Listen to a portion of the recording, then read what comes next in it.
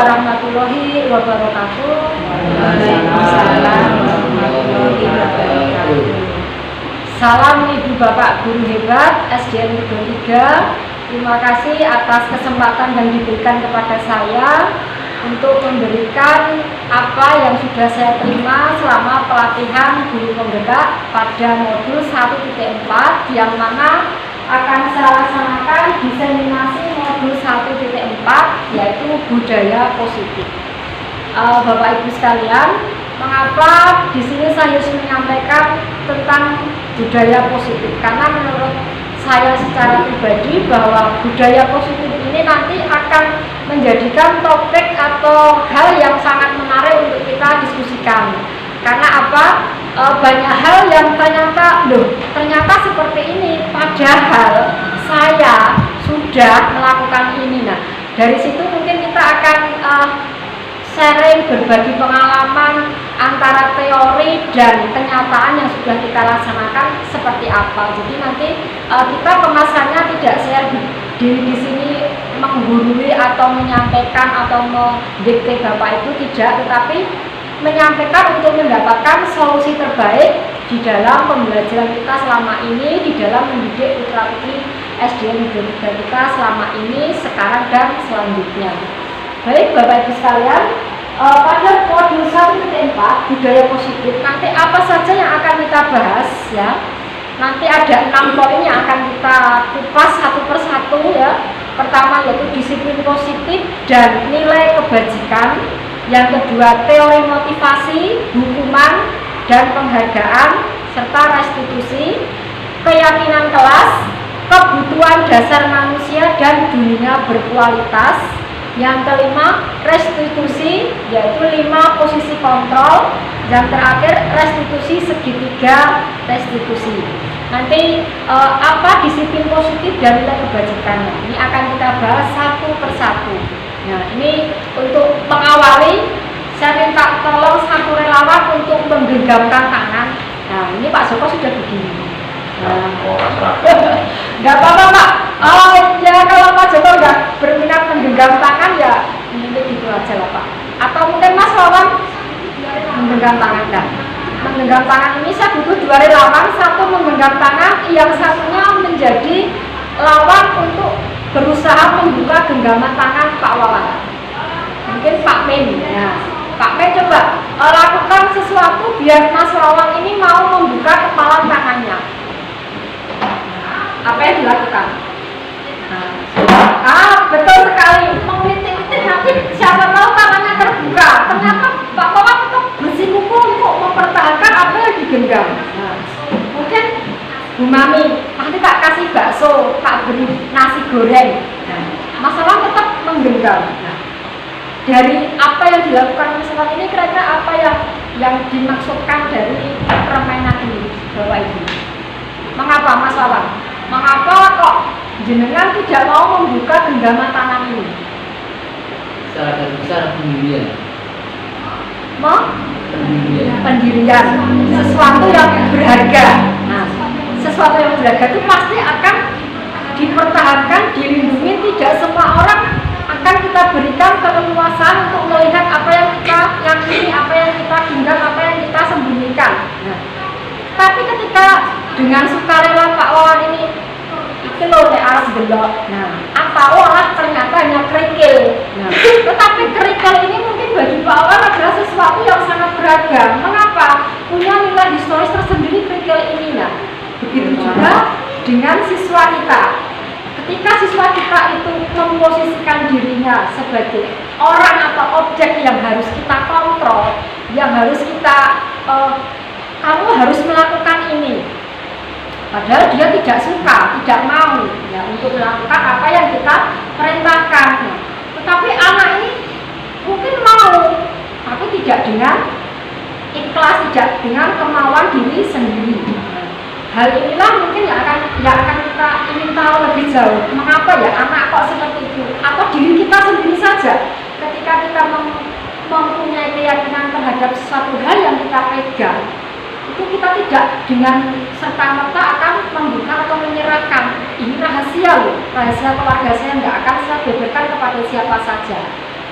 Ini hal yang tidak bisa kita paksakan dari satu orang ke orang yang lain. Nah, ini kalau teori kontrol William Glasser itu, kalau posisi kita sebagai pendidik, ya, itu kadang kita mempunyai ilusi bahwa anak itu bisa kita kendalikan. Kamu harus datang pagi, ya Bu. Ketika anak mengatakan ya Bu dengan setengah hati, dia melepaskan atau mengikhlaskan dirinya untuk dikontrol oleh kita sebagai pendidik. Nah, guru itu memposisikan diri orang dewasa, menganggap bahwa anak itu seseorang atau benda atau objek yang bisa kita perintah. Kenapa? Meyakini bahwa orang dewasa itu mesti benar, tidak pernah salah. Nah, ada beberapa hal dari teori kontrol William Glasser ini. Nah, selanjutnya makna disiplin. Menurut Bapak Ibu, apa disiplin itu? Apa Bu? Bu Susi, disiplin itu apa Bu? Menurut jenengan? Tanggung jawab. Bu Mami, disiplin apa Bu? Tanggung jawab dan tepat waktu. Tepat waktu. Tulis, disiplin itu apa menurut jenengan? Yang harus dikerjakan tepat waktu. Yang harus dikerjakan tepat waktu. Kira-kira jenengan nggak disuruh seperti itu, rasanya bagaimana? Sesok RPP harus dikumpulkan di Monet. Disiplin, kan disiplin. Nah, rasanya jenengan bagaimana? Merasa jalan, apa? Wabut. Berat hati kamu. Aduh, kurang tak gawe belas, kurang tak cetak. Digandakan mesti wayang mesti dikosongi. Nah, itu makna disiplin. Tapi sebetulnya disiplin yang kita bahas di sini nanti disiplin yang positif. Disiplin yang berasal dari diri kita sendiri. Nah, ini menurut Ki Hajar Dewantara, Bapak Pendidikan kita mengatakan seperti ini. Di mana ada kemerdekaan, disitulah harus ada disiplin yang kuat. Sungguh pun disiplin itu bersifat self-disiplin, yaitu kita sendiri yang mewajibkan kita dengan sekeras-kerasnya. Tetapi itu sama saja, sebab jikalau kita tidak cakap melakukan self-disiplin, wajiblah penguasa lain mendisiplinkan kita. Nah, seperti itu, membuat perangkat itu kan kewajiban kita, tugas kita sebagai guru. Tetapi ketika kita mungkin ada tugas lain, akhirnya terbengkelai dan tertunda. Ketika ada perintah himbauan dari ibu kepala sekolah, besok ada munah dari pengawas. Nah, kita pasti akan membuat dan membuatnya itu pasti dengan berat hati. Nah, tetapi yang dimaksudkan dengan Ki Hajar Dewantara yang dimaksudkan disiplin, self disiplin diri sendiri itu seperti ini. Mardika iku jarwana. Lora mung lepasen pamreh ning uga kuat kuwasa amandiri priyangga. Tidak hanya terlepas dari perintah, tetapi juga cakap memerintah diri sendiri. Ketika disiplin itu berasal dari diri kita sendiri, itulah yang namanya merdeka di dalam berdisiplin. Nah, bagaimana caranya? Saya sendiri juga belum bisa seperti itu, butuh proses. Berapa lama? Ya setiap orang tingkatannya tidak sama. Bisa 1 tahun, 2 tahun, bahkan ada 1 bulan, 2 bulan, tergantung kualitas daripada disiplin masing-masing orang tersebut. Nah, ini kita banyak belajar nih Bapak Ibu. Sekarang kita maju lagi yang di depan tadi, teori motivasi perilaku manusia. Nah, nanti di depan akan kita bahas juga motivasi kita disiplin itu ada apa, mengapa, kenapa kita harus disiplin. Nah, ini akan kita bahas lebih lanjut di bab selanjutnya, di slide selanjutnya. Sekarang nilai-nilai kebajikan. Jadi kita disiplin positif ini untuk mengarah kepada nilai-nilai kebajikan. Nilai kebajikan itu apa Bapak Ibu? Nilai yang seperti apa? Selama ini kita ketahui bahwa nilai kebajikan itu yang sedang kita gembar-gemborkan, yang sedang kita kejar targetnya, yang kita usahakan karakternya yaitu apa? Profil pelajar Pancasila. Nah, di sini profil pelajar Pancasila ini nanti yang akan kita tuju, yang akan menjadi tujuan atau muara kita melakukan beberapa hal dengan disiplin positif tadi.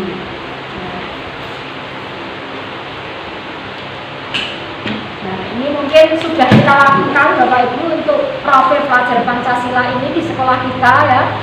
Kita tinggal mengembangkan, meningkatkan, menambah agar profil pelajar Pancasila ini betul-betul bisa tertanam karakternya pada diri siswa kita.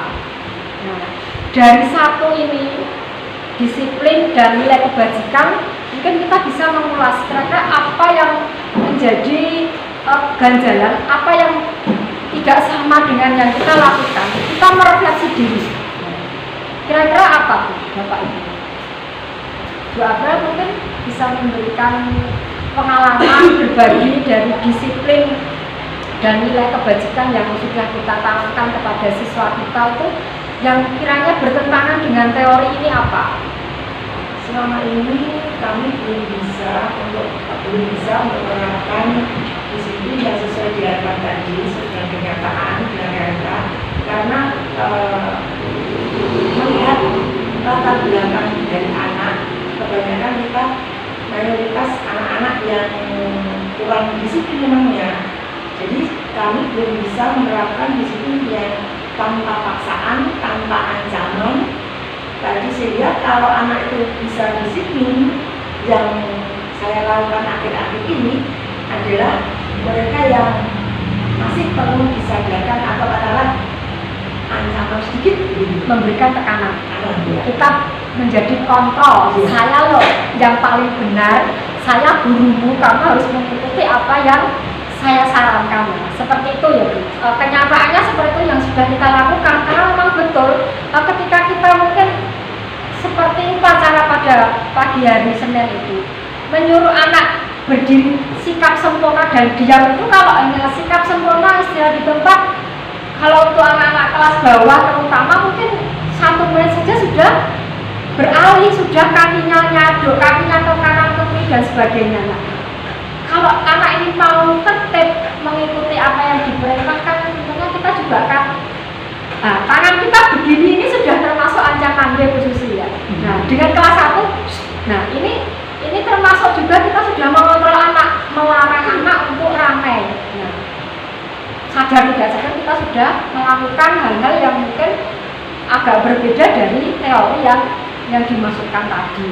Terima kasih Bu April atas sharing berbagi pengalamannya, memang seperti itu. Nah, nanti kita akan mendapatkan sedikit solusi bagaimana jika anak ini seperti ini. Nah, apa yang harus kita lakukan ketika kita hanya mungkin menekan, memarahi, membentak dan seterusnya. Nah, yang kedua, teori motivasi atau hukuman dan penghargaan restitusi. Nah, yang mana teori motivasi perilaku manusia tadi yang saya sampaikan itu ada ini Bapak Ibu. Kita merefleksi sendiri. Saya sendiri juga akan merefleksi. Menghindari ketidaknyamanan atau hukuman. Ketika saya datang pagi ya, itu saya merasa sungkan atau tidak enak hati dengan kepala sekolah. Saya takut ditegur. Itu pasti ada di hati saya seperti itu. Mungkin di hati Bapak itu pernah terwujud seperti itu dulunya. Dan saya juga pernah seperti itu. Kalau saya datangnya lebih didahului oleh ibu kepala sekolah, saya merasa malu. Makanya saya lebih awal. Atau ketika saya terlambat, ya resikonya saya nanti akan malu. Ya seperti itu.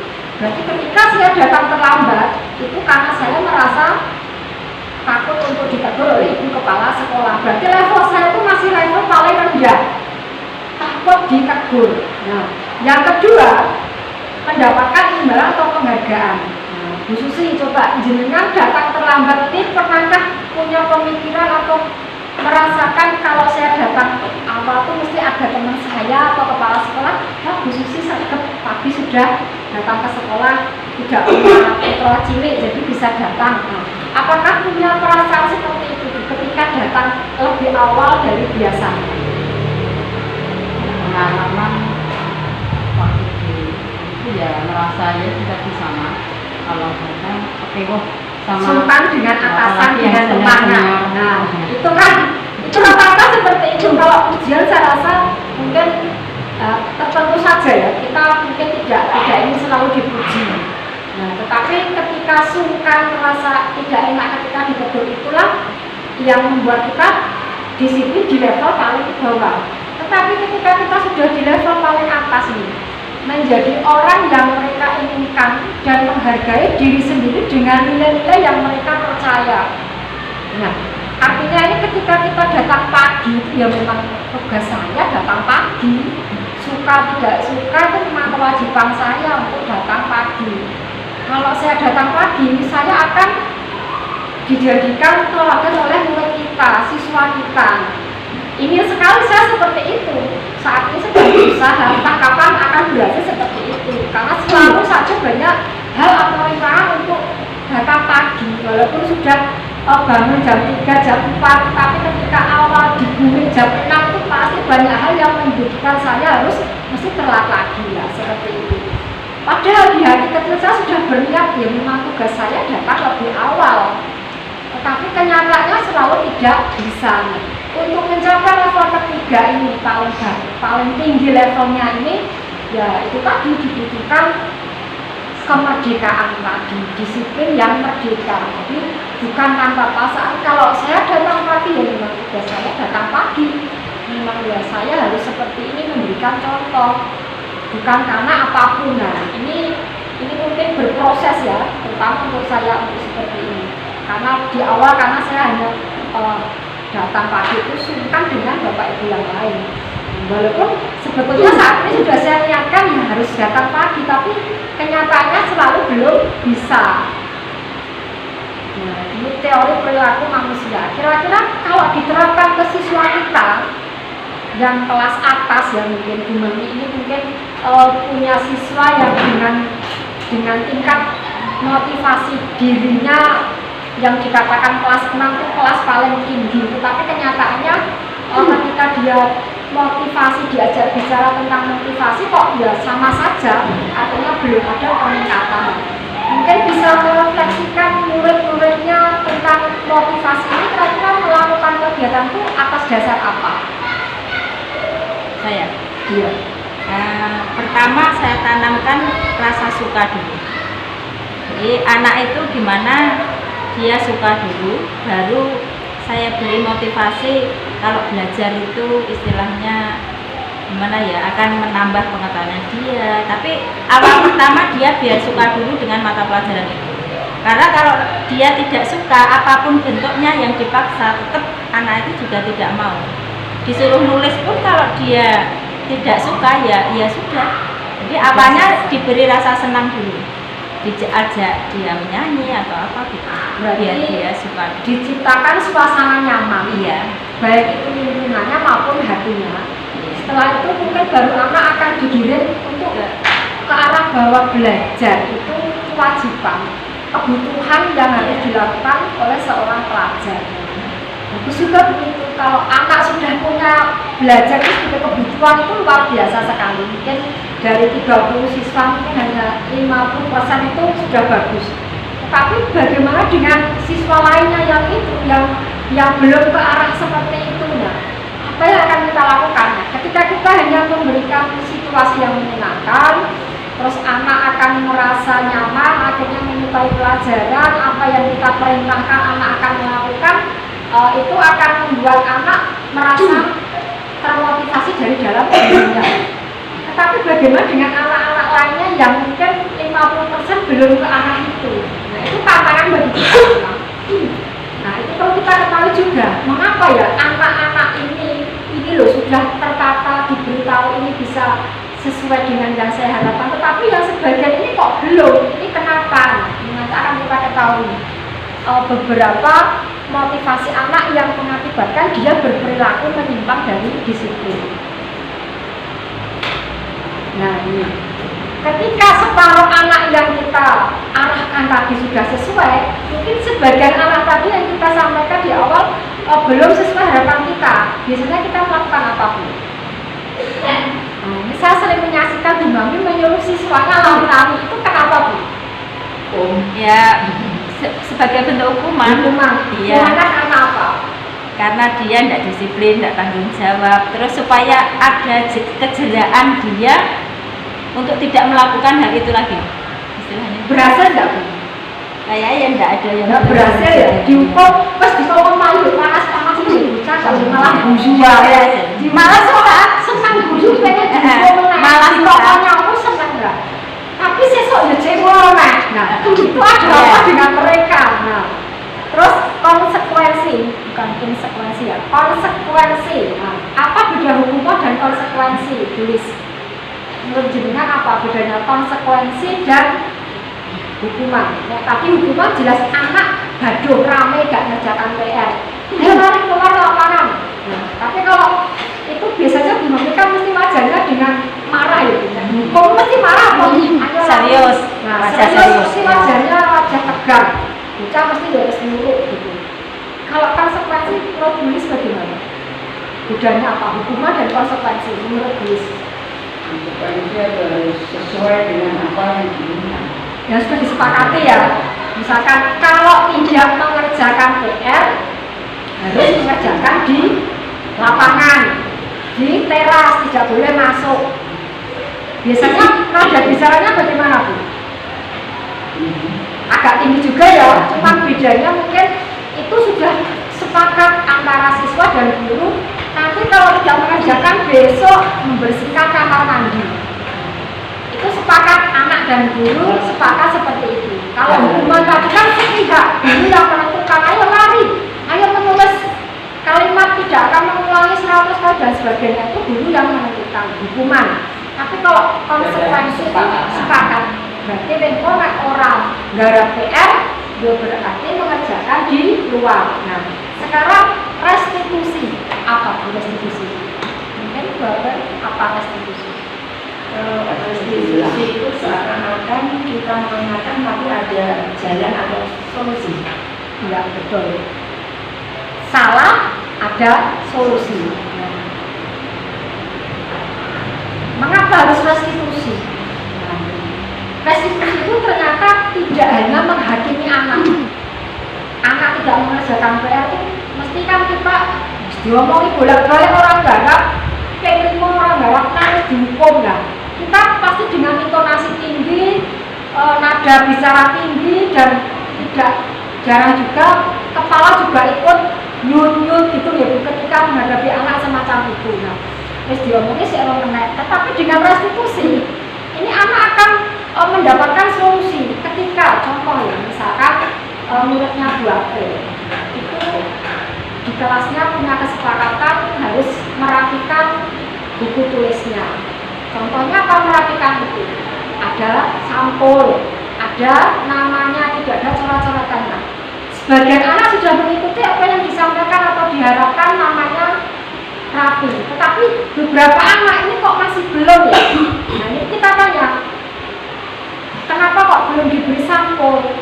Anak pasti akan menjawab, saya lupa Bu, nggak bilang orang tua saya untuk membelikan. Berarti kalau nanti tidak lupa kamu sudah bisa beli sampul ya? Iya Bu. Berarti nanti kapan dia tidak segera lupa pulang sekolah saya akan minta ibu saya beli sampul Bu.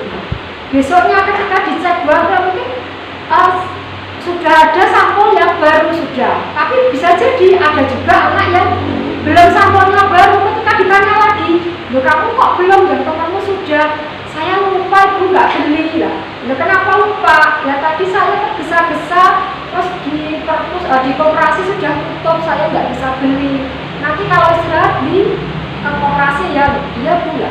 Ini sudah teratasi. Jadi ketika anak tidak mengampul bukunya itu pasti ada sebab akibatnya.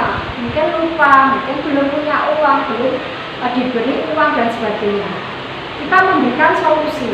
Anak juga akan berpikir solusi sendiri selain kita mengarahkan. Nah, di sini anak akan mendapatkan pemecahan masalah. Nah, makanya restitusi ini dianggap cara pemecahan yang paling baik. Nah, restitusi memperbaiki hubungan adalah tawaran bukan paksaan. Jadi kalau kamu lupa tadi, kamu berarti bagaimana? Ya pulang sekolah segera minta. Nah, berarti dia punya solusi sendiri, tidak dipaksa, ditawarkan caranya. Nah, kemudian menuntut untuk melihat ke dalam diri. Mengapa kok kamu seperti itu? Kok tidak mau segera melakukan? Kok diajar ramai saja? Itu kenapa? Nah, ini mungkin kasusnya Bulis nanti akan dibahas ya. Di restitusi, kenapa anak ini kok seperti ini? Nah, restitusi itu menguatkan, artinya menguatkan di sini ketika anak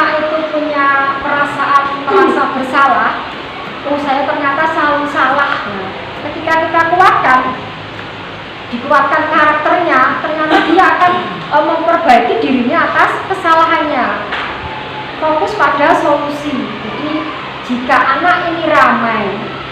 Itu mengapa ya anak ini ramai? Apakah metode belajarnya belum sesuai? Apakah anak ini punya kecenderungan sikap kinestetik? Berarti kalau anak punya kecenderungan kinestetik, maka gurulah ya kembali lagi bahwa guru ini pemegang kendali. Kita tidak boleh menyalahkan anak ramai, itu tidak boleh dikatanya ini. Jadi biar anak tidak ramai itu apa yang harus kita lakukan? Kalau anak kinestetik, dia akan suka aktivitas fisik. Ketika kita hanya menyuguhkan ceramah di depan, kira-kira murid kita akan lari atau jalan-jalan? Tidak akan duduk diam, dan sering kita, ayo duduk mama kembali ke tempat. Nah, seperti ini kita kelas 1 khususnya ya. Di situ sering saya kelas 3 juga seperti itu. Ketika saya menjelaskan itu, pasti ada yang di belakang itu Yusuf itu mesti usil. Dan konconya mau masa duduk di depan itu bisa sampai ke sana kan. Karena memang dia kinestetik, punya gaya belajar seperti itu. Tetapi ketika kemarin saya tayangkan video, itu ngawah, saya foto itu ngawah. Oh berarti anak ini harus mendapatkan situasi lingkungan belajar yang berbeda, yang membuat dia nyaman. Kalau disuruh mendengarkan, kalau dia tidak auditori, tidak suka mendengar, otomatis dia ya nggak akan tenang. Nah seperti itu. Jadi posisi kita di sini mempersiapkan materi ajar yang sesuai dengan karakter siswa. Dan yang agak nyeleneh ini, yang agak berbeda ini di hukum penghargaan. Kadang kita memberikan nanti yang bisa perkalian 1 sampai 5 akan diberi-berinya hadiah buku tulis. Itu mungkin kita pernah melakukan. Ada yang pernah melakukan dulu, memberi hadiah permen atau uang saku, atau seperti kadang bidar ya itu memberikan bagi-bagi angpau ya 5.000 yang tahu nama bisa di Grudok di sini. Itu kadang dia yang tidak ingin uang just diam saja, jadi roh tapi mau orangnya hadiahnya mau apa gitu, saya harus angkat jari, angkat tangan. Tapi ketika diberi 5.000 pasti akan berhamburan yang akan minta uang. Nah, inilah nantinya yang akan berefek jangka pendek dan jangka panjang. Saat itu mungkin ketika anak ramai, ayo baris dari absen 1 masuk tertib. Nanti yang duduk rapi akan diberikan permen gurina. Ketika gurina nggak punya permen, ya anak akan kembali ramai lagi. Ketika kita juga tidak punya stok buku hadiah, anak juga akan ramai. Nah ini jangka pendeknya mungkin bisa, tapi jangka panjangnya dia akan duduk diam, dia akan menurut jika ada hadiah atau penghargaan. Nah ini tidak efektif ya, merusak hubungan. Nah merusak hubungan ini ketika kita memberikan ranking 1. Nah makanya ini di kurikulum 13 dan kurikulum merdeka tidak ada ranking. Karena apa ditakutkan ketika saya tidak ranking 1, ranking 20 dari 20 peserta, 20 siswa, maka akan ada anak yang merasa sangat bodoh, ada anak yang merasa sangat pandai. Padahal kemampuan dasar setiap anak itu kan berbeda. Ada yang lebih di matematika, ada yang lebih di bahasa, lebih di seni dan sebagainya. Anak ini nggak diajar matematika kok susah banget, tetapi kalau tangannya disuruh pegang tenda kelompokan itu kok cepet iso, padahal baru 2 kali latihan. Ini kita harus jeli dengan bakat dan kelebihan anak semacam ini, Bu. Jadi tidak bisa kita menyalahkan anak ini gak iso matematika, kudu dileske, kudu dan sebagainya. Untuk di kurikulum merdeka tidak ada seperti itu. Jadi anak itu punya bakat, punya kelebihan masing-masing. Tidak bisa dituntut seperti apa yang kita mau. Nah, mengurangi ketepatan. Ketika kita memberikan hadiah, besok yang mengumpulkan paling awal, paling pagi akan mendapatkan hadiah, akan mendapatkan bintang. Nah, ini juga tidak efektif, Bu. Karena dia akan tepat waktu ketika diberikan hadiah atau bintang. Sementara ketika tidak ada ya mereka biasa kembali lagi seperti sebelumnya. Nah, ini mungkin yang pernah saya lakukan atau mungkin Bapak Ibu juga pernah melakukan. Ketika anak berbuat salah, mungkin kata-kata yang kita ucap seperti ini. Kamu kan sudah tahu kalau hari Senin itu memakai seragam merah putih, mengapa kamu memakai baju batik? Nah, itu kita menjudge anak salah. Nah, padahal kita tidak tahu ternyata bajunya itu oleh orang tuanya belum diambil di laundry atau mungkin pas mandi di kamar mandi terjatuh basah dan sebagainya. Nah, ini anak akan merasa gagal Bapak Ibu. Ketika kita mengatakan semacam ini akan menimbulkan anak merasa gagal. Nah, dia akan apa yang saya lakukan itu ternyata di mata orang lain itu tidak ada artinya. Nah, ketika kita bertanya, kenapa kamu melakukan sesuatu yang harusnya tidak kamu lakukan? Kamu tuh seharusnya di kelas itu diam. Mengapa kamu ramai? Berarti anak akan merasa, ternyata saya salah. Ketika kita dihadapkan kepada anak yang istilahnya bengal, tidak mau tahu, seperti murid kita, mungkin dia tidak akan berefek apa-apa ketika kita mengatakan seperti itu. Tapi ketika kita akan mengatakan kepada anak Asian dengan jiwa yang kok introvert, tertutup, pendiam, pemalu, dia akan menyimpan ini sampai dia dewasa.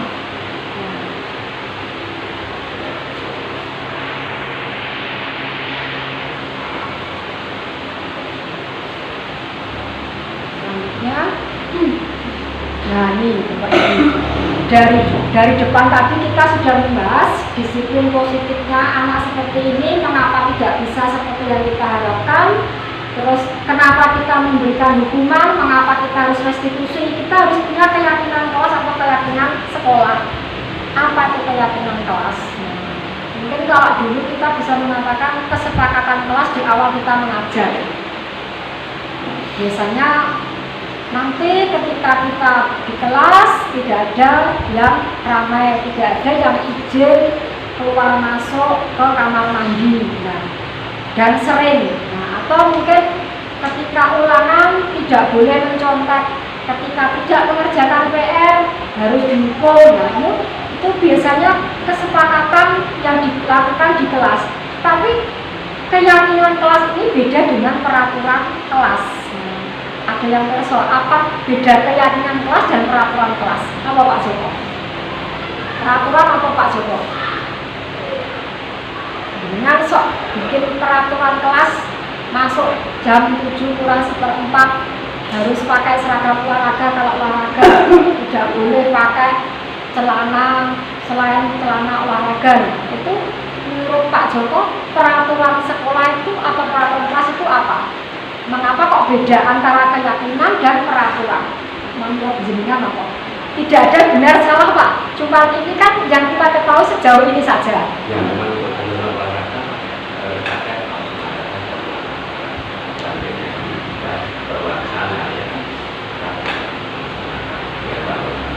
Terus biasanya jenengan memberikan apa kepada anak yang tidak memakai kaos olahraga? Sementara tidak usah olahraga dulu karena tidak pantas untuk olahraga tidak memakai. Berarti konsekuensi ya Pak. Kalau tidak pakai olahraga, jangan ikut olahraga. Kamu tidak bisa ikut kegiatan di lapangan. Betul Pak, seperti itu. Nah, mengapa keyakinan dan peraturan itu berbeda? Mungkin ada yang bisa menyampaikan yang lain, Mbak Lutfi apa Mbak? Bedanya keyakinan dan peraturan. Yang dengan tahu kenapa kok beda antara keyakinan dan peraturan? Kalau menurut saya peraturan itu harus ditaati. Peraturan harus ditaati.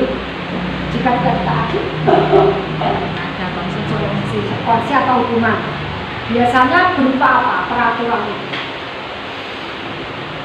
Cenderung ke apa? Tingkah laku atau aktivitas yang sifatnya mengikat anak. Nah, harus seperti ini, tertulis dan banyak. Nah, mungkin dulu di kelas saya ada kali tata tertib siswa. Nah, tata tertib itu ya peraturan itu. Buahnya kan hari Senin harus pakai seragam ini, jika tidak, seperti itu. Sabuk warna hitam, sepatu hitam dan sebagainya. Itu tata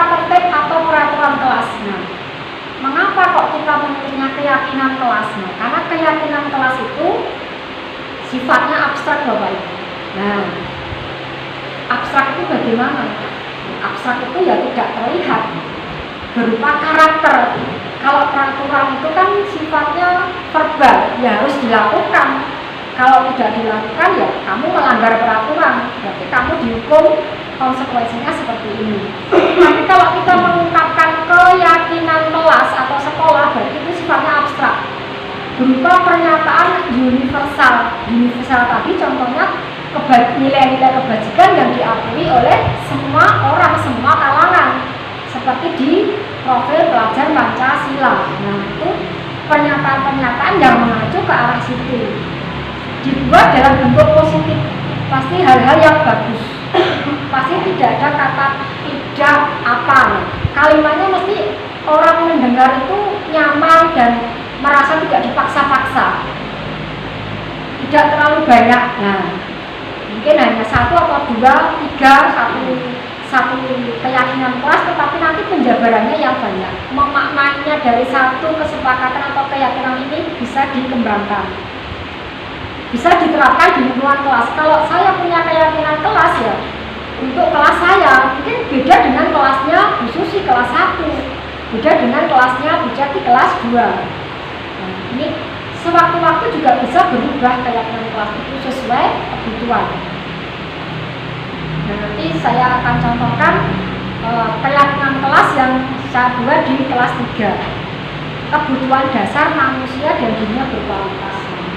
Dari awal tadi kita mengapa bahwa Irul itu kalau kita kasih tahu, kalau kita beritahu kok masih saja seperti itu. Ternyata ini pengaruhnya ini 5 kebutuhan dasar manusia yang tidak terpenuhi. Apa kebutuhan dasar manusia itu? Ada yang besok? Apa Mbak Ini? Kebutuhan dasar manusia hidup itu apa? Ingin apa, Mas Wawan? Perhatian. Mesti pengen diperhatikan kan orang itu? Kalau diacukan mesti perasaannya akan beda. Apalagi apa Bu? Sudah diperhatikan kan masih Oh, yang perhatian. Selain perhatian ada 5 dasar kebutuhan manusia yang harus dipenuhi. Jika salah satu tidak terpenuhi maka akan terjadi pelanggaran disiplin tadi. mungkin kasih sayang. Tidak diberi kasih sayang ini Bu. Bertahan hidup. Nah, ketika kita tidak punya kesempatan untuk bertahan hidup, pasti kita akan cenderung melawan, memberontak. Contohnya seperti ini, misalkan ketika orang sedang sakit parah ya, mohon maaf, misalkan kanker lah seperti itu ketika ini bertahan hidup, itu dia akan melakukan segala sesuatu biar bisa tetap hidup, berobat dan sebagainya. Tetapi ketika dia tidak punya keyakinan nanti saya akan bisa sembuh dan sebagainya, bisa jadi putus asa. Nah, putus asa ini apa tindakannya? Macam-macam, ada yang bunuh diri, ada yang melakukan hal-hal yang mungkin tidak berkenan dengan orang lain dan sebagainya. Kasih sayang dan rasa diterima, betul tulis. Orang yang tidak terpenuhi kasih sayangnya ini mungkin akan mencari cara agar orang lain juga akan memberikan perhatian atau kasih sayang kepada kita. Ini banyak sekali untuk kita yang terutama orang tuanya ke luar negeri, ke luar kota untuk bekerja, di rumahnya dengan nenek atau kakeknya saja. Dia tidak diberikan kasih sayang sebagaimana anak dengan orang tua. Penguasaan ini seperti pengakuan. Saya itu loh punya kemampuan menggambar, tetapi kita tidak diberikan pengakuan atau penguasaan oleh guru saya, gak dihargai. Saya itu padahal bisa. Saya juga pernah punya murid seperti itu. Kemarin saya dilapori orang tuanya Satrio itu bilang kalau Satrio itu pintar membuat patung. Ketika orang tuanya mengatakan seperti itu, saya belum sempat membuktikan apa yang dikatakan oleh orang tuanya itu. Mungkin nanti Bu April bisa mencoba ngecek. Ya, jadi mengimajinasikan ekspresinya lewat patung. Nah itu saya belum sempat membuktikan. Mungkin harusnya ketika saya memberikan kesempatan dan mengakui kamu punya kelebihan ini loh, mungkin akan timbul percaya dirinya. Nah ini belum sempat saya lakukan. Jadi ketika orang tidak diakui kemampuannya, tidak diakui keberadaannya mungkin akan melakukan penyimpangan terhadap disiplin tadi. Kesenangan, nah jika tidak memiliki kebebasan atau kesenangan, ya pasti mau melanggar, berupaya mendapatkan kesenangan yang tidak didapatkan di rumah. Pasti di sekolah ingin merasa diperhatikan gurunya, ingin merasa diberikan sesuatu yang lebih daripada teman-temannya, kebebasan. Kita tidak memberikan kebebasan kepada anak di dalam berekspresi misalkan. Ini juga anak akan berulah lebih. Kalau itu sukanya klotean, ketika kita tidak memberikan kebebasan untuk klotean, dia akan berulah di kelas. Dia tidak membaca tulis. Nah, tapi ketika dicekel gendang Pak Wawan 2 kali latihan sudah bisa. Nah, berarti dia ingin bebas untuk mengekspresikan apa yang dia bisa. Nah, seperti ini.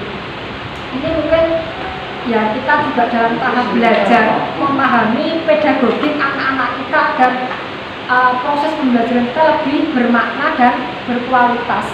Kadang kita juga harus jeli juga siswa kita ini sebetulnya mengapa ya kok tingkahnya seperti menurut saya Yusuf itu selalu berulah tidak mau mengerjakan. Ketika saya suruh ke depan itu ya baru mengerjakan, berarti dia ingin saya memperhatikan dia kok. Yang lainnya nanti, kalau yang lainnya ayo dikerjakan itu sudah mengerjakan sendirinya, tidak bisa ya diskusi. Tapi tadi saya amati Marcel duduk di sini diam, Fari di situ diam, Yusuf di tempatnya 12 itu juga diam, delongak saja, karena dia tidak bisa bergabung dengan temannya yang diskusi. Padahal ada 8 anak, 5 anak itu ngumpul di situ mengerjakan bersama. Yang 3 dulu saya amati, kamu kok nggak gabung, temanmu kenapa? Dia hanya diam. Nah, dia mungkin juga ini diperhatikan oleh temannya, tetapi temannya tidak mau memperhatikan dia. Mengapa? Dia suka berulah nakal, ganggu, meskipun jotos. Nah, ketika saya tinggal di kantor, laporan, Bu, Adi nangis, kenapa? Dijotos sama Yusuf, lah kok dijotos kenapa? Disuruh mengerjakan nggak mau, lah seperti itu. Dia cari perhatian. Dia datang juga, setelah saya datang juga diam, dia mengerjakan lagi. Nah, seperti itu. Kalau bapaknya itu pasti juga seperti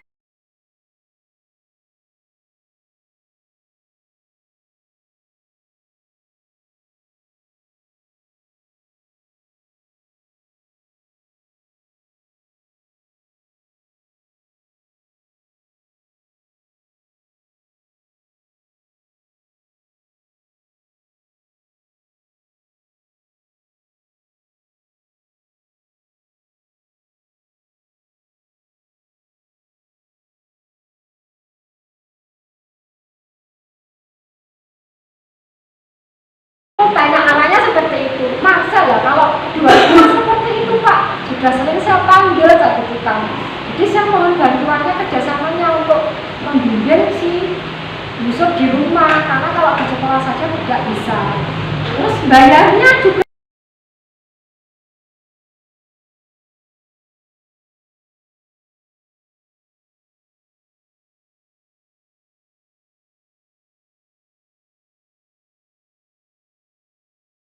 akhirnya berefek kepada anaknya di sekolah juga seperti itu ya. Jadi ternyata 5 kebutuhan dasar ini tidak dicukupi di sekolah, imbasnya di sekolah.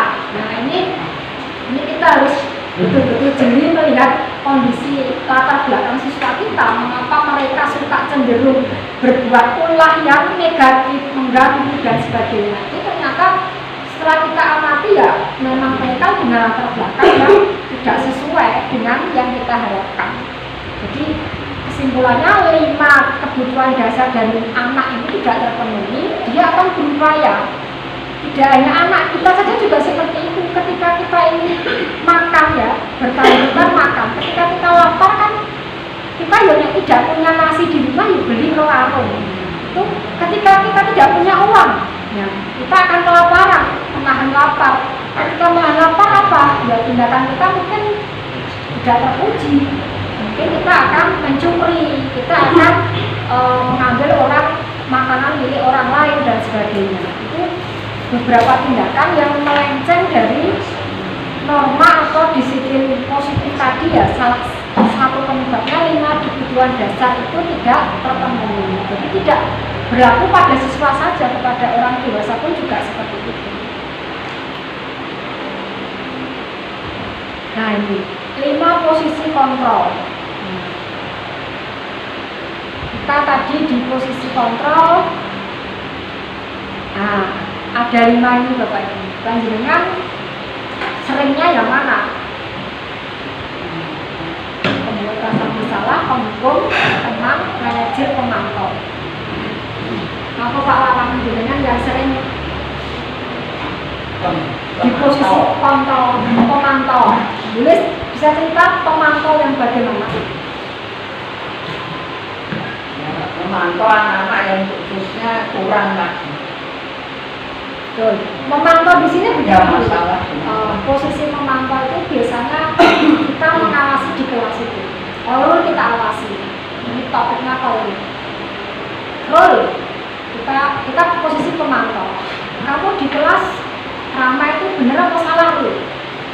Dia pasti jawab salah Bu. Ya salah. Mengapa kamu lakukan? Ya paling dia jawabnya cuma tersenyum. Ya toh Bu. Mungkin seperti itu. Ya nggak apa-apa Bu. Jawabnya biasa kenanya seperti itu. Itu pemantau. Pemantau itu hanya menjustice posisi yang kamu lakukan ini salah. Kamu ini ramai. Kamu ini tidak memakai sepatu warna hitam. Kamu ini di kelas tidak mengerjakan PR. Kamu salah. Posisi kita hanya menegaskan, memantau anak ini datang terlambat. Kamu datang terlambat kenapa? Bangun kesiangan. Berarti konsekuensinya apa? Nanti nggak boleh istirahat Bu. Nah ini hanya menegaskan seperti itu kalau pemantau. Nada bicaranya agak rendah. Sok wibawa, nah seperti itu. Kamu tahu ini sudah jam berapa? Kok baru datang? Anak akan dengan sendiri atau sadar, oh ternyata saya salah, datangnya telat. Ya sebatas itu, salah gitu aja. Terus selain pemantau apalagi Bu yang sering? Mami mestinya penghukum. Penghukum ini tidak kita pungkiri Bu. Penghukum itu mesti malu kita sebagai guru nek bocah salah mesti dihukum. Dia apa deh? Nah, dia kalau nek bocah salah mesti dihukum. Nah, kalau kita tidak menghukum, kita akan dikatakan anak lain itu tidak adil. Bu, itu rame kok nggak dihukum Bu, kok dibiarkan? Pasti kita diprotes mulai kita seperti ini selama ini. Nah, itu penghukum. Nah, mungkin yang sering kita lakukan ini penghukum dan pemantau. Membuat rasa bersalah itu mungkin sesekali. Contohnya begini, membuat rasa bersalah itu ketika ada anak di kelas ini ramai. Coba anak di kelas ini kok ramai, tolong diam. Nanti kalau kalian ramai, gurunya akan ditegur kelas 2. Kelas 2 juga pelajaran. Kamu mau gurunya ditegur guru kelas 2? Enggak, Bu. Anak akan merasa dipersalahkan. Kowe lo salah, rame. Akibatnya gurunya dimarahi, ditegur oleh guru kelas lain. Nah, ketika kita berhadapan dengan anak yang jiwanya cuek mungkin tidak akan kenal apa-apa. Tapi ketika anak ini yang hatinya lembut, mudah rapuh, dia akan merasa down. Down ini mungkin kita tidak bisa melihat secara langsung saat itu anak akan merasa bersalah atau apa. Tapi ketika dia dewasa nanti, di dunia berkualitasnya anak, di pemikiran dia nanti itu akan berasumsi aduh aku kok jadi wong sing suka disalahkan ya, pecundang kan, ibaratnya seperti itu. Itu akan tertanam. Gurina kan dia nyarani aku seperti itu. Jangan tertanam negatifnya. Hal buruk dari saya saat mengajar. Nah, tentunya kita tidak ingin menjadi hantu, menjadi hal buruk bagi siswa kita di masa yang akan datang. Karena saya juga pernah seperti itu, guru saya, US namanya, sering gitu ya. Jahatnya begini, ketika anak tidak bisa dijebloknya sampai sekarang saya pun ingat, tidak tahu matematika atau salah menjawab dijebloknya sampai di papan tulis. Sampai sekarang saya ingat dan merasa itu hal yang membuat saya, aduh saya kok malu sekali di depan siswa teman-teman saya digitukan. Padahal pertanyaannya mungkin tidak terlalu sulit. Tapi saya dipermalukan dan saya merasa sangat bersalah dengan tidak bisa menjawab itu. Sampai sekarang saya ingat, mindset di pikiran saya jahat. Ternyata tidak hanya saya, teman saya yang lain juga bermindset seperti itu. SMP juga punya guru saya, guru biologi Pak Hari namanya. Itu juga suka jabe-jabe begitu. Kalau anak itu digitukan pasti gini. Nah, sampai sekarang tuh saya mindsetnya ke Pak Hari ini guru saya tidak menyenangkan, tidak sopan. Nah, itu negatifnya akan tertanam di dunia berkualitas siswa kita. Nah, kita tentu tidak ingin seperti itu. Itu membuat rasa bersalah. Teman mungkin sesekali kita pernah menyampaikan, ya sudahlah hari ini kamu tidak apa-apa, tapi besok tidak diulangi loh ya. Iya Bu, anak kan merasa banyak gurunya tidak marah. Nah seperti itu. Besok dikerjakan loh ya. Iya Bu, tak suka kerjakan Bu gitu. Dia seolah-olah dengan gurunya akrab. Nah, Pak besok lagi sudah, aduh belum Ibu saya lupa. Yo kok lupa, dikerjakan lagi. Nah, tidak ada marah. Di guru tidak ada marah, di siswa juga tidak merasa disalahkan. Besok diulang lagi, nggak ada solusi loh Pak. Nah sekarang ini manajer. Nah ternyata posisi 5 kontrol ini yang paling strategis, yang paling tepat yaitu manajer. Manajer itu yang seperti apa? Manajer itu kan mengontrol semuanya lah, menguasai semuanya, tetapi menguasai ini dalam hal positif. Nah, ini nanti ketika kita sudah menjadi posisi pengontrol, berarti nanti kita akan pada segitiga restitusi. Nah, restitusi tadi kan mencari solusi, memberikan tindak lanjut kepada siswa. Apa segitiga restitusi itu? Nah, menstabilkan identitas, validasi tindakan yang salah, menanyakan keyakinan. Apa yang dilakukan di sini di segitiga restitusi? Langkah awal, kalau kita tadi melihat Khairul itu ramai di kelas, dihukum, Khairul keluar, gak usah ikut pelajaran saya. Dia ya akan keluar. Besok dia lagi ramai lagi ganggu temennya, buang kertas temennya. Kamu kok masih seperti itu, kok sudah disuruh keluar ke kamar menghadap ibu kepala sekolah, menghadap lagi ya ibu kepala sekolah. Nah itu dihukum. Kalau kita memposisikan diri pada penghukum, pemantau, ya selesai, saat itu selesai ya selesai. Mungkin anak akan bilang ya saat itu akan kelas tenang, tetapi selanjutnya dia akan berulang seperti itu, kenyataannya seperti itu. Tetapi ketika kita menggunakan segitiga restitusi, menstabilkan identitas, anak kita panggil di ruang khusus. Kamu tadi kok rame kenapa? Nah saya loh Bu, dia kan bercerita, saya nggak suka pelajarannya Bu, nggak bisa saya nulis Arab Bu. Nah, saya disuruh Pak Wan nulis Arab lah seperti itu. Dia dulu juga nggak bisa nulis Arab. Bahwa tidak bisa itu hal yang wajar. Siapa saja pasti dimulai dari tidak bisa menjadi bisa. Bahasa kita mesti akan turun. Nah, dengan kalau tidak percaya besok dicoba. Saya sudah mencoba. Nah, pas ketika ditanya, kamu kok nggak nulis kenapa? Kok malah rame kenapa? Dia akan cerita. Kita buat bahwa identitas tindakannya itu menstabilkan identitas itu maksudnya bahwa kamu itu mengerjakan apa tadi. Terus gak apa-apa tak jalan kelewat. Nah ibaratnya seperti itu. Gak salah, itu manusiawi. Orang berbuat salah itu manusiawi. Orang tidak bisa itu ya biasa. Tapi kalau belajar kan juga akan bisa, mencoba kan juga bisa. Ini ketika anak sudah dari nada, ketika dia dipanggil pasti wajah anak itu akan merasa takut, marah, jongkok. Nah itu pasti ketika anak dipanggil karena berbuat salah, pasti dia akan berbuat seperti itu. Nah, ketika dia seperti itu, ketika kita tanya kenapa, dia akan cerita. Dia akan lambat laun akan menurunkan kualitas suaranya. Dia akan mengikuti mimik kita, mengikuti ekspresi kita. Dia akan bercerita dengan santainya, dengan tidak ada beban. Nah, setelah dia menyadari seperti itu, kemudian kita tanya, dan ini bener apa salah Rul? Nek tidak bisa kok kamu rame, kok kamu malah mengambil buku temanmu. Pasti dia akan mengakui, ya salah Bu. Pasti dia yakin akan mengatakan seperti itu. Nah, terus ya kalau salah dilakukan apa tidak? Ya tidak. Ya tapi kenapa kamu melakukan tadi? Ketika kamu melakukan itu perasaannya seperti apa? Ya kan seperti itu. Ya saya merasa bebas Bu. Saya kan paling gede Bu. Ya kan seperti itu. Kita nggak tahu apa yang menjadi 5 kebutuhan dasar Korul tadi kok dia seperti itu. Saya kan terus akhirnya diperhatikan teman-teman saya Bu. Saya kan terlihat sok kuasa Bu. Dia kan merasa senang dengan keadaan seperti itu. Itu divalidasi tindakan ini.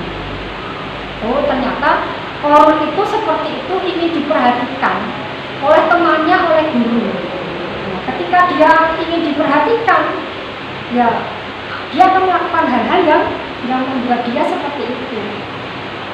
Nah, semua perilaku memiliki alasan. Jadi ketika Korul seperti itu pasti punya alasan sendiri, bisa dicoba. Alasannya Korul itu apa? Terus yang terakhir menanyakan keyakinan atau seek the belief. Ketika anak sudah bercerita, jiwanya sudah stabil, terus dia juga merasa tindakannya itu salah, dia akan tahu, dia Bu, kita melanggar kesepakatan kelas Bu, ternyata saya mengganggu teman yang lain Bu. Padahal kan nggak boleh Bu mengganggu. Itu kita malah dijauhi teman kita. Kalau kita nanti tidak mengganggu bagaimana? Ya kamu nanti kalau tidak mengganggu, temannya akan senang, akan membantu. Tapi ketika mengganggu, siapa yang mau dekat dengan kamu? Enak enggak dijauhi teman?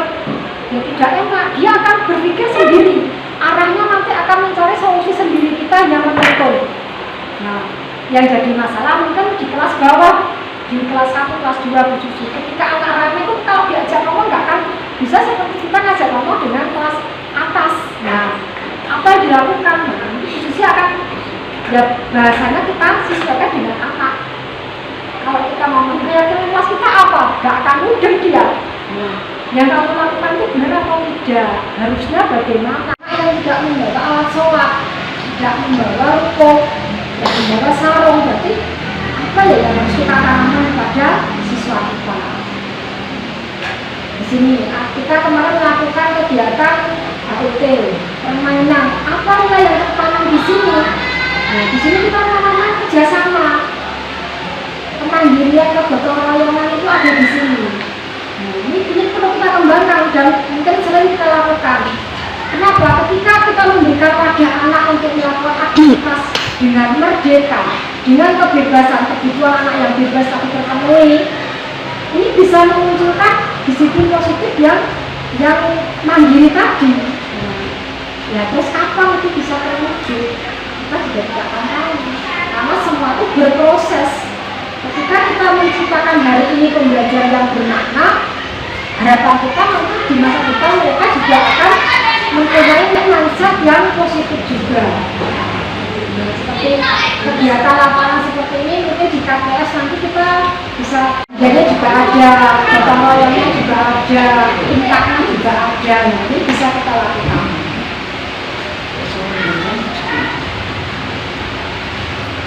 Ini segitiga restitusi yang kemarin saya lakukan dengan siswa kelas 6.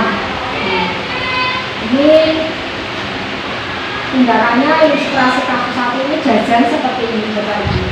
Ketika jajan seperti ini itu kan sungguh tidak baik dilihat ya, harusnya antri. Ini Mbak Ina kewalahan, kalau antri kan nggak akan seperti ini. Kemudian saya mengambil anak yang melakukan. Nah, ini saya praktekkan. Kalau ini settingan Bu, artinya ini praktek tiga restitusi yang saya setting, yang saya buat sesuai tugas.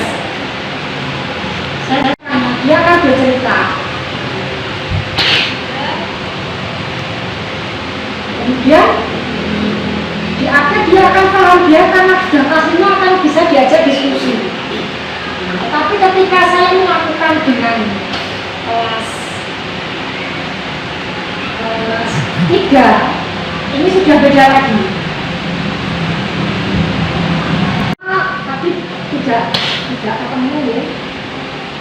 Belum saya sampaikan.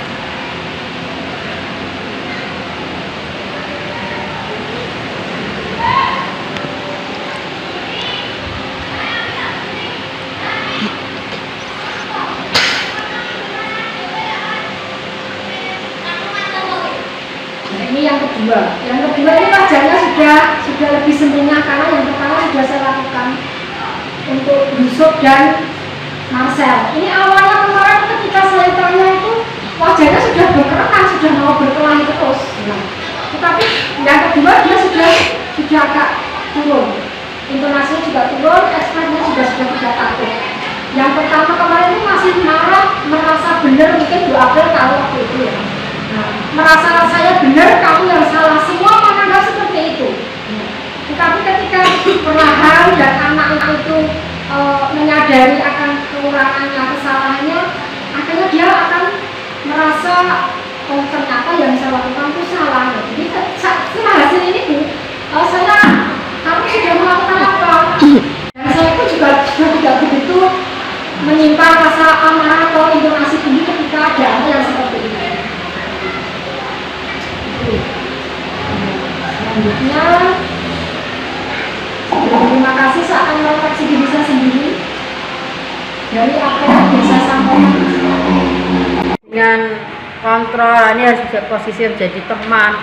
Nanti suatu saat nggak bisa sama anak itu sama, itu nggak bisa kan sesuai dengan penyebabnya ya, faktornya anak itu harus pakai hukuman. Nah, ini harus menghadapinya harus dan itu posisi kita itu sebagai teman, sebagai manajer. Selama ini saya begitu, saya melihat memposisikan mereka begitu. Jadi hubungannya dengan teknik kreasi awal-awalnya seperti itu. Kantor tadi loh. Ya, kita harus mengenalkan diri sendiri. Sangat sulit kalau tidak ada motivasi dari eksternal. Ya awal-awal memang harus begitu ya. Tapi lambat laun dia itu akan menjual diri sendiri, akan memerintahkan diri sendiri. Aku ingin rapi, berarti aku harus membersihkan. Aku ingin nilai bagus, aku harus belajar lebih giat. Itu kan nantinya kan timbulnya itu kan dari perjalanan berproses Bu. Ya, dari proses tadi pasti ada penekanan dulu, baru dia sadar sesuai dengan konsep yang dari belajar tadi, memerintahkan diri sendiri. Akhirnya itu merdeka untuk menyatukan diri sendiri, mengatakan menyatukan ya. Memiliki kemerdekaan. Merdeka untuk mendisiplinkan dirinya sendiri. Dengan tidak ada paksaan, karena ketika sesuatu tidak dipaksa, kita bisa sebagai penguasa atau raja untuk bisa memerintahkan diri sendiri dengan tujuan tertentu tadi, tanpa ada tekanan. Nah itu kan berarti gini, seperti yang disampaikan Bu Susi. Menurut saya ya betul, anak itu melakukan penyimpangan itu kan karena kebutuhan dasarnya tidak terpenuhi Bu. Itu satu hal yang harus kita pahami dulu. Iya, faktor apa yang menyebabkan. Tentunya kita tidak akan tahu-tahu berteriak-teriak kalau tidak ada sebabnya. Nah mungkin karena kita kelaparan, itu kan kebutuhan bertahan hidup.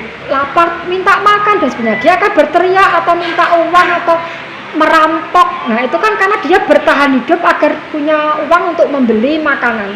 Tetapi ketika itu tidak terpenuhi, dia akan berbuat yang melanggar disiplin positif tadi. Tapi ketika dia tanpa berteriak, kita sudah memenuhinya, sudah terpenuhi, dia tidak akan melakukan pelanggaran itu. Jadi setiap anak itu menurut saya menyimpangnya itu juga sesuai dengan apa yang tidak dia penuhi di dalam dirinya.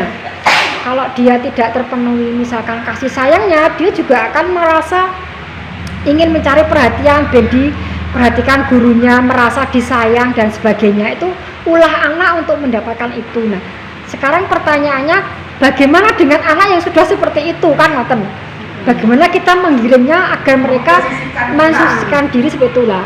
Nah itu tugasnya tidak hanya di kita saja, ya ada kolaborasi dengan orang tua juga, dengan lingkungan. Sebetulnya kamu tidak mendapat kasih sayang kenapa? Oh ternyata memang orang tuanya pergi, orang tuanya tidak di rumah. Berarti ya tolonglah orang tuanya Bu, sesekali ditelepon atau pulangannya tidak setahun sekali tapi mungkin 6 bulan sekali, 3 bulan sekali dan seterusnya. Ketika anak terpenuhi kebutuhannya mungkin dia akan berkurang sifat egoisnya tadi, sifat semaunya seiring usia, karena anak tuh punya perkembangan mentalnya itu kan juga sesuai usianya. Ketika dia harus fisiknya yang harus bergerak, yang harus beraktivitas, nanti ketika dia menginjak remaja dia juga akan punya pikirannya, wirama, wiraganya juga akan terbentuk dengan sendirinya. Jadi memang itu tadi berproses.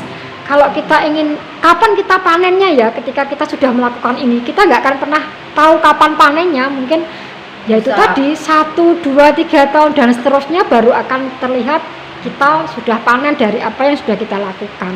Nanti ketika ada alumni SDN Kedua 3 yang jadi orang hebat lah, itu panen kita. Nah itu ternyata hal-hal semacam itu juga tidak bisa kita terima instan. Tadi Bapak Ibu apa yang bisa saya sampaikan terkait disiplin positif, ya refleksi saya sendiri bahwa apa yang sudah saya lakukan hanya berusaha dan mencoba. Untuk keberhasilan kita hanya bisa melihat dari proses, hasil mungkin tidak bisa kita nikmati sampai dalam waktu dekat, tapi sekian tahun, 5, 10 tahun dan seterusnya baru kita akan mengetahui hasil dari apa yang kita lakukan pada saat ini. Jadi apa salahnya ketika kita melakukan hal-hal positif dan nantinya bisa memberikan berkah kepada siswa kita bahwa ini menjadikan sesuatu yang sangat bermakna, menjadikan sesuatu yang memberikan motivasi mandiri bagi murid-murid kita di masa yang akan datang. Alangkah bahagianya kita sebagai guru bisa mengantarkan siswa kita menuju ke hal-hal yang lebih baik, lebih positif sesuai dengan apa yang kita mampu dan kita miliki.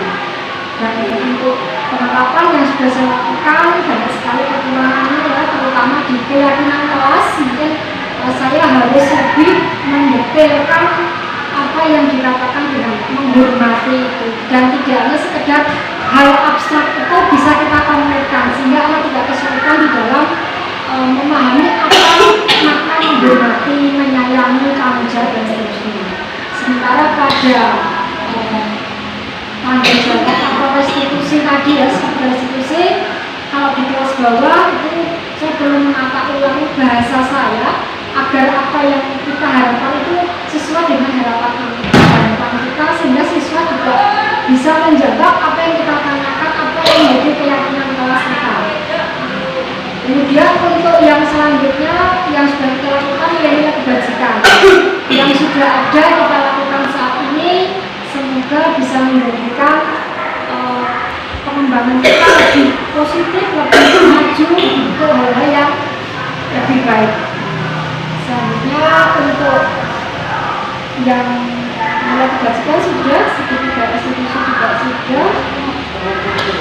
Selanjutnya posisi kontrol manajer ya, posisi kontrol manajer tadi kita senantiasa mengukurkan langkah kita juga sering melakukannya secara tidak sadar, kita sudah melakukan, cuma kadang kita menghilangkan salah satu bagian itu, kita tidak mengatakan mengapa kamu melakukan dan sebagainya, atau kalimat kita yang kita sampaikan tidak sesuai dengan apa yang diharapkan di kegiatan posisi kontrol sebagai manajer.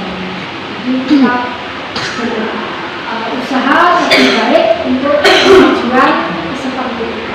Demikian Bapak Ibu, kurang lebihnya saya mohon maaf.